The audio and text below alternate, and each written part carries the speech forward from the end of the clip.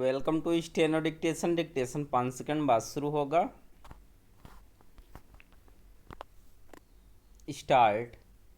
श्री राम जन्मभूमि तीर्थ क्षेत्र ट्रस्ट की बैठक में केवल महासचिव चंपत राय और ट्रस्टी अनिल कुमार मिश्र के त्यागपत्र पर ही नहीं निर्णय होना चाहिए। इसी के साथ ट्रस्ट को कुछ ऐसे ठोस फैसले भी लेने चाहिए जिनसे संदेह के बादल छंटे और लोगों को भरोसा हो कि भविष्य में मंदिर के चढ़ावे की देखरेख और हिसाब किताब समुचित तरीके से होगा। ऐसे फैसले लेना इसलिए आवश्यक है क्योंकि चढ़ावा चोरी के प्रकरण ने हिंदू समाज की भावनाओं को बुरी तरह आहत किया है। उसकी आस्था और विश्वास को गहरी चोट पहुंची है। इसकी क्षतिपूर्ति के लिए ट्रस्ट को कठोर से कठोर फैसले लेने में हिचकिचाहट का परिचय नहीं देना चाहिए। यदि आवश्यक समझा जाए तो ट्रस्ट को भंग कर उसके नए सिरे से गठन की पहल भी की जानी चाहिए। ट्रस्ट के पदाधिकारियों को यह आभास होना चाहिए कि इतने बड़े मामले में उन्होंने अपेक्षित गंभीरता, संवेदनशीलता और तत्परता का परिचय नहीं दिया। समझना कठिन है कि चढ़ावा चोरी का मामला सामने आने पर बिना किसी छानबीन के उससे इनकार क्यों किया गया। इसी तरह तत्काल प्रभाव से उच्च स्तरीय जांच की कोई ठोस पहल क्यों नहीं की गई।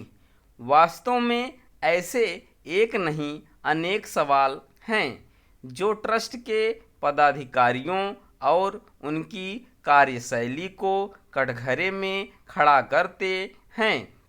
महासचिव चंपत राय और ट्रस्टी अनिल कुमार मिश्र के त्यागपत्र पर फैसला लेने में भी एक तरह से देरी ही की गई। आखिर इन दोनों लोगों की ओर से त्यागपत्र दिए जाने के बाद यथाशीघ्र बैठक क्यों नहीं बुलाई गई। यह मानने के अच्छे भले कारण हैं कि ट्रस्ट के कुछ पदाधिकारियों ने आवश्यकता से अधिक अधिकार हासिल कर रखे थे और सब कुछ अपने ही हिसाब से कर रहे थे।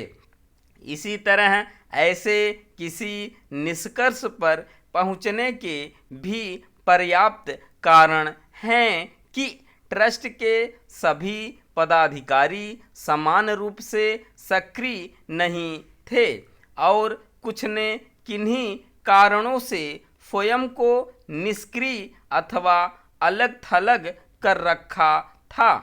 इससे संतुष्ट नहीं हुआ जा सकता कि चढ़ावा चोरी के मामले की छानबीन विशेष जांच दल की ओर से की जा रही है, क्योंकि तरह तरह के आरोप लगातार सामने आ रहे हैं।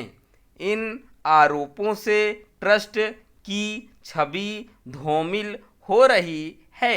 चूंकि चढ़ावा चोरी के प्रकरण ने पूरे देश का ध्यान अपनी ओर आकृष्ट किया है, इसलिए राष्ट्रीय स्वयंसेवक संघ, विश्व हिंदू परिषद और भाजपा के साथ साथ केंद्र एवं राज्य सरकार को भी यह देखना होगा कि इस मामले में वास्तव में दूध का दूध और पानी का पानी हो।